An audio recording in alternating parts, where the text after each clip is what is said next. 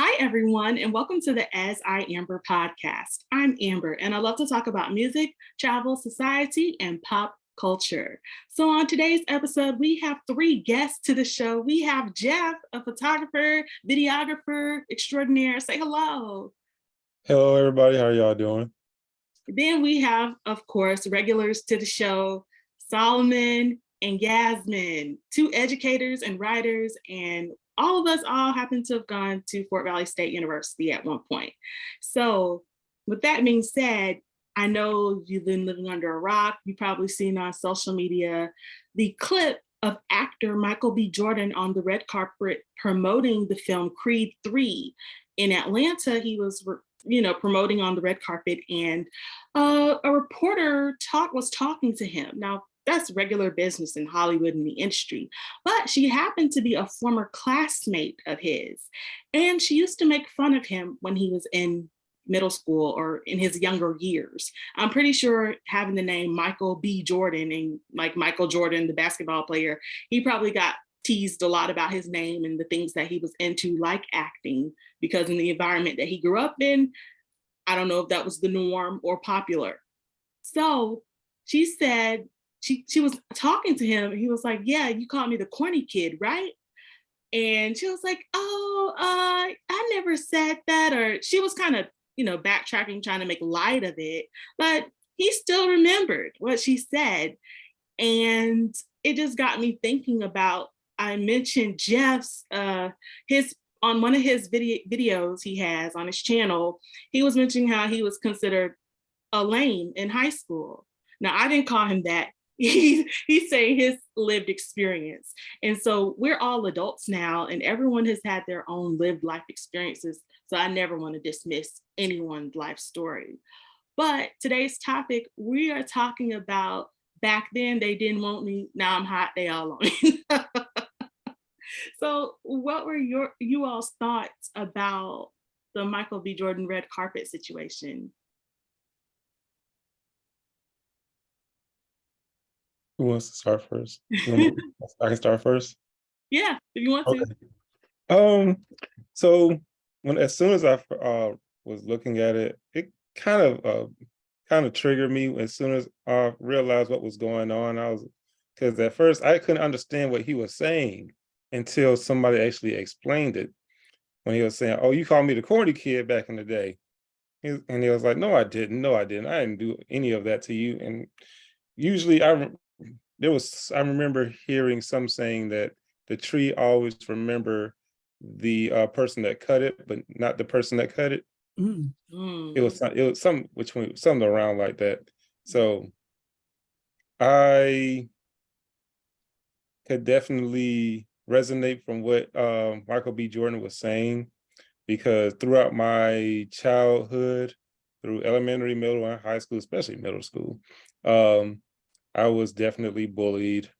Could I have done something about it? Yes, I could have fought back, but I didn't know really how to fight back per se, because I'm like, most of the people that that were bullying me, they had people that could help them. I didn't really have any friends back in middle school. So if I tried to fight back, I know that it'll be more so bad on me than them. So fast forward to after graduating high school, I run into the same people that that I went to middle school, elementary school with. A lot of times they do not remember what they did, but at the same time, I do remember, but at the same time, but it was so many years ago that I had to let that hurt go. Because holding on to that hurt only hurts me more than it hurts them. Because what would I look like trying to get back at somebody that they did 10 years ago that they're not going to remember? We can move past that and learn from our mistakes and become good friends. and we can just drink to those random memories. Wow. They Thank don't you even for your matter anymore. perspective. Yeah, thank you for your Yeah. perspective in that quote, because I think about Dr. Maya Angelou's quote, people will forget what you said, people forget what you did, but you will never forget how someone made you feel. That's right. And especially during those formative years, I always say middle school and high school kind of shape us as a young adult. And I was triggered too when I saw Michael B. Jordan on the red carpet, because oftentimes when you grow up, you don't remember every little thing, but you just know how some people just kind of like rubbed you the wrong way, Mhm. or it wasn't what they said, it was how they did stuff, or especially like just growing up, I was triggered because I went to middle school. I went to public school and private school. So when I was in public school, I was like walking around with my violin case. I wasn't the most popular. I made good grades and I wasn't made fun of or picked on, but I wasn't like being asked to the school dance either. So it just kind of puts it into perspective that some of y'all sleeping on these folks now, but you never know who someone could be. So Thanks. Yasmine and Solomon, y'all both work in the educational system. I would love to know your perspectives on this topic. Either one of you go. Good. Good. Yaz, you want to go first? Or I'll go first. I'll go first. Well, my thoughts on it. I think he did it with such class, honestly. I don't think he came from a place of hurt, like, oh, look at me now. It was just kind of like, I'm just letting you know, I remember what you said and I remember how I felt about it. I'm going to address it, but it is what it is. Because he went on and answered her question after that. And I was like, okay, he did it. He's on some grown man stuff. I like it. I like it. But I totally agree. I think middle school is like a crucial time, especially teaching middle schoolers. Students are still trying to find themselves and trying to figure out who they are, even in high school as well. And so sometimes I'm not trying to empathize or sympathize with the bullies, because I feel like I was considered lame in middle school too. Like I was a chorus nerd and I made good grades and things like that. And I was a goody two shoes. So I understand that side, but on the other side, I understand that as well, because it's like sometimes you say things and you don't know how you're going to affect people. But I think with middle schoolers and high schoolers, I think they're still trying to grow and find themselves as well, and we don't know what place they're coming from, because a lot of those kids that are doing the bullying and whatnot, they're insecure too. And so I think with that, I don't know. I think when we're like us at our age now and being hot and those people coming back and like, what's up? I think it's something like, okay, I got to think about that side of the story too, if that makes sense. Like, okay, what made them say that? Or what, why do they feel that way about me? Maybe they were jealous, or, maybe they saw something in me that they want to have. So I think about that. What about you, Solomon? Whew, I sat with this for a long time because when I saw it, there was an immediate response. Like y'all said, I got a little triggered, and I didn't want to comment at first because, I was like, this could come off two ways. Like the healed side of myself got it, from a different perspective. The other part of myself saw it, from another. So like from the healed side of it, I felt like you are like, I think the way he did it was just like a very kind of funny way to do it. I don't think he was still hurt over it, but I do think he just wanted to let her know, like, I did hear what you said, and I didn't forget how you made me feel, but I've elevated, I'm beyond it, but I just needed you to know that I'm acknowledging it. So, I saw it from that perspective. The healed part of me was people are younger, they don't always have the most information. We tend to laugh at things we don't understand. They made fun of him for walking around with headshots, not knowing that's what kids do when they're actors. So maybe they just didn't know better. His name was Michael B. Jordan. It's an easy thing to say, "You not Michael Jordan." Ha ha ha. Like it made sense. The mature part of me. But the other part of me was kind of like the dialogue that ensued was, okay, we still have this thing in our culture where we we look at people as safe, and that makes them less desirable, or because they don't have a perceived edge, then they're not, there's something missing. Like we had this thing in our culture where if you don't come off aggressive, then it's a downfall. And we don't want to acknowledge that there are people who really just get a kick out of saying who people are and trying to make people feel less than because they're just not like you. And I think that's the part where I was a little upset because it's like, like you said, if you were cool in the middle of high school, more than likely the odds probably flipped. Like a lot of people kind of bloom into who they are. But I just never could understand why, even when I was younger, people just felt the need to just say who people are or try to just make people feel less than. Like, just let people be who they are at that stage in life. So the heel part of me was like, okay. The other part of me was triggered, like, this is really what people do. Like, they do things to you that act like it wasn't that serious and they never knew how it made you feel. If you mention how it made you feel, you're corny. If you act like it didn't happen, then it's gonna create something. So it was just a lot of ways of looking at it. Hopefully I didn't go all the way around the world, but Oh, no. I love hearing y'all's perspective because now in 2023, it's more socially acceptable to say you go to therapy or, I'm evolved and, everybody wants to act like they're all elevated or whatnot. But the reality comes into play.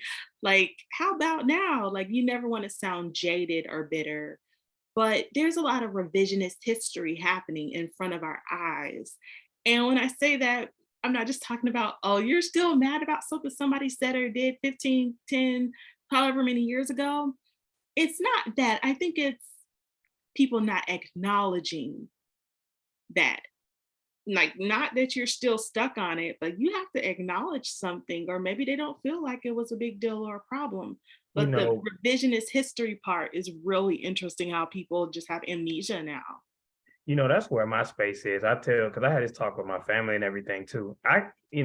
Apology languages is a real thing. Like for me, once you acknowledge it, I'm good. Hey, I apologize. Like, cool. I've let it go then. But when we don't acknowledge what the cause is, but we just deal with the effect, that's the problem in our society. Like we treat the effect, but we never get to the cause. Like, why is this person doing this? Because this thing happened to them that we didn't acknowledge. And whether or not they've gotten past it, it still happened. So we need to acknowledge our role in it. That's all. Yes.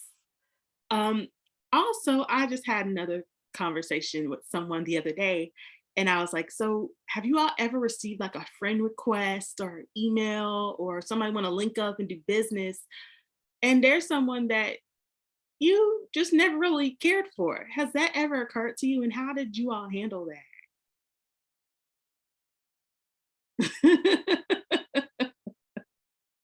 Um, so obviously, I do photography.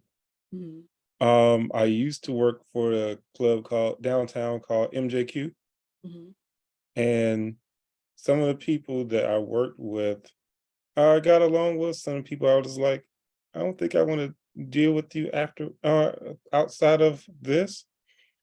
There were some people that would try to talk to me as if I was friends, if we were friends, or to work an event with them, or even ask me for money. And I was like, you're I can we've dealt with each other for many of years in different uh situations within money as well as just business wise, and it never worked out. So how dare you just come up to me with this? Like, Wow. not even, they weren't even bullies. Yeah. It was just bad situations that we've had in the past. Yeah, the audacity is clearly on sale nowadays. I say Clearance. that because, like, I don't recall having bullies, but there were people, how someone they might treat you nice, but how they treat other people is rude or mean. So in the back of my mind, I've always been like, one day they're going to do that to me.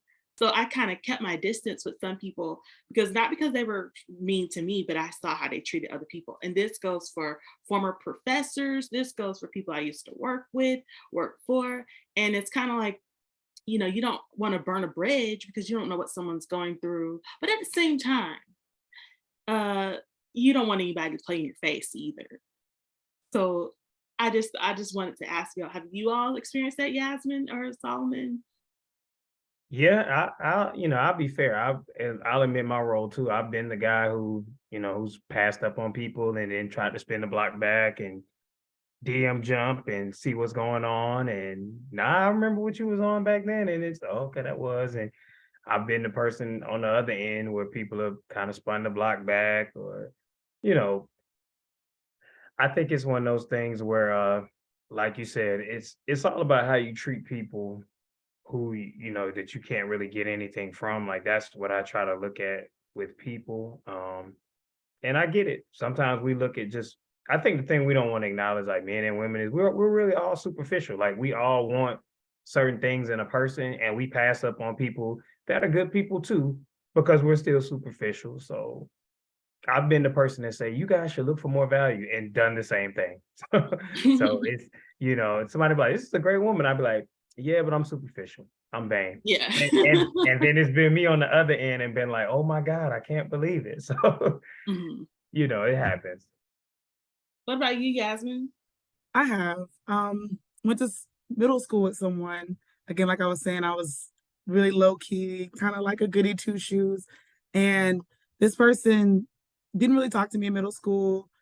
And then when we got to college, went to the same college, went to Fort Valley together. And after I crossed, they started to become my friend, become really nice. Like, hey, we were not cool in middle school. We were not cool. Like, no, don't try to act like the only time you want to talk to me is when you want homework answers. Don't talk to me now. So like it was crazy how I was like, trying to make it seem like, oh yeah, we've always been cool. Like we went to school together. And I was like, I mean, I wasn't like get out my face, but it was just kind of like, no, no. And then after we graduated, they didn't make it or whatever. Just kind of went back to like, I saw that person locally like a couple of years ago, and they wanted to act like they didn't know me again. I was like, I thought you wanted to be friends with me in college. And now, yeah. But I killed it with kindness. I said, hey, because I was like, I'm be petty. Like, hey, how's it going? Oh, hey. Because they were going to walk away and act like they didn't see me. But I was like, no, hey, I'm here. Yeah. And Yasmine and I are from the same hometown. And so it's really interesting because where we're from, we're in Georgia. I'll say Columbus, Georgia, right? So Columbus is not huge like Atlanta, but it's not small like Fort Valley. Like it's a military town, but at the same time, kind of reminds you a little bit of Warner Robins and a little bit of a small town mixed together. So there's multiple high schools, there are multiple different people, and you can go to the grocery store on any day and probably run into somebody you went to high school with. Or I was just talking about how social media has kind of like killed the high school reunion, because everybody kind of knows like the same people either hang out or they don't, or people forgive each other and move on. But it's really interesting to see how like the social media dynamic, because my mom was like, I didn't go to my 10-year reunion. That was like right before the pandemic, right? And I didn't miss anything because I went to a small private school where like my whole entire grade was like 64, 65 people. And majority of the people that I was in high school with, they've been going to the same school since kindergarten. So yeah, they kept in touch. I didn't start going to the school till I was 14. Like, so my perspective and memories are very different. And I I was just, gonna say, I have I a just wonder similar. about that. Oh, my bad. Oh, you can go. No, I was gonna say I have like a similar outlook, as you, Yaz, and as Amber, because like I went to a small, I went to a Muslim school for middle and high, so I had like maybe 150 students. So reunion, that kind of really didn't take place because everybody had already had their own like little cliques and pockets, and we see how everybody's doing. And there's certain people that went to Fort Valley with me, and I stayed in contact with them, and I see other people in passing, but everybody makes their own, like within circles, you have your own smaller circles. So, and when you pledge, you see that too. Y'all are aligned, but there are lines within the line, and because that's always going to happen. And it's the pledging thing. Bring anything when you get any type of status. Status changes how people treat you. Maybe not you, but it changes how people treat you, and then it makes people want to get closer to you for various reasons, like. I've had friends where girls crossing and they give them that attention. I've had girls when I crossed gave me certain attention, and I'm like, but we known each other forever. Like, but status and what people think you have changes how they treat you. And that Michael B thing, I think, just showed it. Like, would people have had that same energy for him if he didn't get famous and he still looked the same but wasn't famous? But now that he's famous and he has that status and he made that comment, it now gets put on a bigger stage. Now it becomes a conversation of like, was he hurt over it? Was it corny to address it? Is he corny in general? Like, just some interesting conversations. That's a really good point that you brought up about how fame or proximity to, whatever success means to you looks like. And I want to ask you, Jeff, because you're a photographer. I'm pretty sure you have been in clubs. I think you posted a picture before she blew up. You took a video, Megan Thee Stallion, or a video or a picture, and it was like within the next 6 months, it was like boom, she was everywhere. Do you think, like, how have your experience has been with like taking pictures of celebrities or up and coming people? Wow, yeah. So that night was, yeah, it's actually about to be 4 years since that happened. And that was actually my first time hearing any of her music or Mhm. knowing really who she was. But that night made me a fan of her music. I was actually on stage with her taking the photos. So her stage presence really did a lot for me. As soon as she got on the stage, I was like, I'm a fan. Her music is amazing. I'm gonna listen to her music on the way home. Um, so throughout for years and years and years, I don't even know how, I'm not trying to toot my own horn, but I've lost count of how many celebrities I've actually taken photos of. So I remember when Trinidad James first Mhm. came out, he did a show at MJQ, and I shot his event, and I think I almost died because from being pushed off the stage as soon as all gold everything dropped, because there was like way too many people on that stage. If y'all been to MJQ, have you? Do you all? Any of y'all live in Atlanta? I don't, but I've heard of MJQ. Have you? Okay, so you said, oh, Solomon, have you been there? I've been there. Okay, so you seen how small that stage is. Yes, that's why There when you were said it, I said, "Oh, damn." way too many people on that stage for what was on there. So I'm surprised that he wasn't even pushed off. But I was almost pushed off that stage trying to get all the photos as much as possible. Um, That would have been a bad one, boy. that would have been very horrible. I would have felt like rest in peace, Jeff, while I was at Fort Valley. But uh um right now, Mhm. it feels great capturing people in their right before they blow up. I even used to shoot Bonfire when it first started. So the same people that ran the events at MJQ, they were the main people that used to start Bonfire when it first started. So I was a Mhm. lot of celebrities that came through there. I don't know if y'all remember Rory. Yeah, I remember he had a crazy buzz when he was coming up. Yeah, he was there before the buzz started. I caught a picture of him. I was looking through old photos and I was like, wait a second, is that Rory? I got a photo of him in here. I got him there. He was already, Questlove was at MJQ. A whole bunch of random celebrities would come there. But besides the point, um, so for me, I feel like I did not take advantage of the situations because I was like, I look down on my situation because I'm like, I'm just a photographer of this event. I'm not going to just come up to them. I didn't know how to network. It was my main regret within me being a photographer. I went to a Jagged Edge listening party and I shook hands with Brian Michael Cox, but I did not have the conversation I should have had. Mm.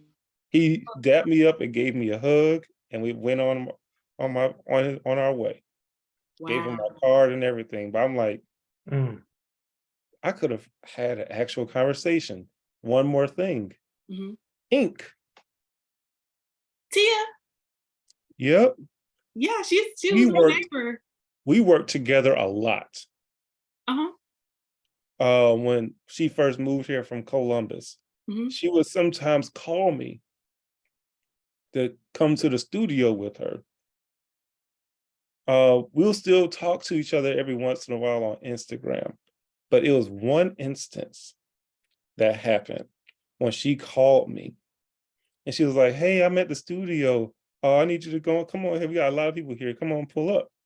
It was a girl that I was dating at the time that gave me a stank face, and like, as in, like, you better not come to the go to that studio while you're with me. Not knowing this was during the time she's been working with Rick Ross. Hmm. Hmm. And now, look at her now. She wrote for Beyonce. Yeah, yeah. Jeff, don't beat yourself up too much. I feel like what's for you will be for you. You know what I'm saying? Yeah, And like life has a funny way of people crossing paths again. And, sometimes you're like, I don't know if I'm going to have that opportunity again. Sometimes we don't, but sometimes we do. Like, you'll just be surprised. Like, I really do think that when people see proximity to fame, all of a sudden your DMs popping. Like, okay, what's going on here? yeah. And I can relate to what both all y'all were saying, because there was a time where I do freelance writing, and Solomon put me on to a writing gig. So thanks for that. And out of that writing gig, I had an opportunity to get concert tickets to go see Alex Isley. Well, I'm there and I'm taking pictures from a journalistic standpoint. Not I don't have a media credential or press pass. And I'm just in there just like absorbing the atmosphere, looking around, talking to different people. And then I want to say 6 weeks later, I'm at One Music Fest with Yasmine. And so we're walking around and we don't have press passes or any of that. And it was like, I recognized Alex Isley and she was just like in the crowd with everybody else. And I told her, like, I wrote about you about 6 weeks ago for a magazine. She was like, really? And she took a picture with us. She was very down to earth and humble. And I think sometimes I posted that picture not to like brag on myself, but when you're an artist or creative, you have to put your stuff out there so that people can share like whatever. And there were so many people that were like, I didn't know that you wrote. I'm like, I post a lot every other day about something I'm doing writing wise. And it's just like, okay, so why now? Because, she was nominated for a Grammy with PJ Morton and Jill Scott. And I'm just like, if you just treat people nice, you never know how life, like I thought I was never going to meet Alex Isley because I didn't have a press pass. And I didn't have those credentials when I went to the writing concert part, the journalistic part of it. And then God has a way if you cross paths literally with people again. And so that's why I say what's for you is for you. Yeah. So do any of you all have any final thoughts on like forgiveness or, opportunities or people? So I guess my final thought, I've like I said, I've heard because when it happened, I think it was like a Sunday, people Mhm. talked about it for like a good week or two. And I've heard like all perspectives, I think. Like I heard Joe Budden and his pod and what they were saying about it. And I think the thing I'll say is this. It's important to it's important to acknowledge what's happened and not let that hold us, victim to that moment. But I also think that, like you said, life just has a funny way of revealing how people treat you. And sometimes the best revenge is life. And, but I also think it's important to call things out too, though. Like I think him acknowledging it that didn't make him corny. I think if he would have seemed really butthurt over it, that would Yeah. have been corny. And I also think Jonathan Majors is a real friend because your friend's supposed to see you in them situations and come through or tap you, be like, be chill. We winning right now. We winning. Like, because Uh-huh. sometimes as girls, you're hungry, I'm like, girl, you elevated. Don't get back in that space. Your friend's Mhm. supposed to tap you. So I think forgiveness is key. I think we have to remember when we're children, we don't have a lot of information a lot of times. We just we group people and we label them to understand life. So we just got to be more forgiving of people, but people got to also remember you could be walking past somebody who could change your whole life, and you just need to treat people with kindness because you just never know who will help you or who could change the trajectory of your life, you know? Mhm. Anybody else have any final thoughts? I totally agree with everything you say. Forgiveness is key, and be intentional when you're talking to people. Just be very intentional. Just understand that growth is essential and people grow. So if you see that person, it's like, I'm growing. Hopefully you're growing too. If not, I'm gonna pray for you. But forgiveness is key. Yeah. Yeah. So these are our concluding thoughts about the Michael B. Jordan red carpet situation and just life in general, moving on and forgiving and acknowledging things as well. So I appreciate everyone for joining me on today's podcast. Where can people follow you? What projects or anything that any of you all have going on right now? You can follow me Instagram, Bouldercrest Boy, BOULDERCRESTBOI. I'm usually on there posting for legislator Omari Crawford. He's over the 84th district in Georgia. And I also shoot events for sports. I also do real estate photography, things like that. So yeah, if y'all are interested in anything like that, just reach out to me. All right, then let's go. Okay, what about you, Sam? So yeah, you guys can follow me at on Instagram, Twitter at Solomon Hill Fleet, SOLOMONHILLFLEET. Had to put the pen name because I work in education. So, but yeah, follow me, Solomon Hill Fleet. Just more articles. I got an interview coming up with one of the great engineers of trap music, responsible for a lot of Gucci Man stuff. So, God willing, that should be coming soon. Nice, nice. And last but certainly not least, what about you, Yasmine? I'm excited for that article. I'm excited to see that. But you can follow me on Instagram _only Yas, ONLYYAS. All right, y'all. So thank you so much for listening to the As I Am podcast. Like, share, subscribe, join the YouTube channel as well as Spotify and Apple Podcasts. I thank you so much for listening. So good afternoon or good night or good morning. Bye.